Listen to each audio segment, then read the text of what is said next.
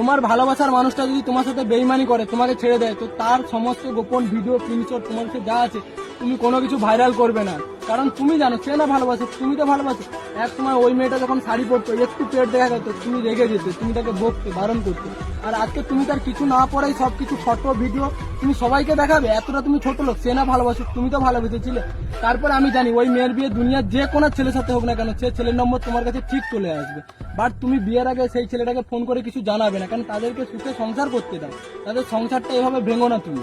তারপর এভাবে তুমি তাদের বিয়ে হতে দাও। কি 12 ভাতের মেয়েরা, আমি ঠিকঠাক লাইন বলছি তো ভাই? একদম ওটা নয়। তারপরের দিন সকালে কি করবে, সেই ছেলেটাকে ফোন করবে, বাসর রাত হয়ে গেলে সকালবেলা, কি ভাই কেমন মজা হয়েছে? সে বলবে কে তুমি? তুমি বলবে কাল রাতে যে গাড়িটা নিয়ে তুই ফার্স্ট গিয়ারে হ হ করছিলিস না, ওই গাড়িটা আমি ফোর্থ গিয়ারে হাই রোডে ছুটিয়েছি। আগের বার যে রাইডিং এ গিয়েছিলাম, কিছু ভিডিও হোয়াটসঅ্যাপে পাঠিয়েছি, দেখে ফিডব্যাকটা পাঠিয়ে দিস। তারপর মেয়েরা বুঝতে পারবে যে ভালোবাসা কাকে বলে।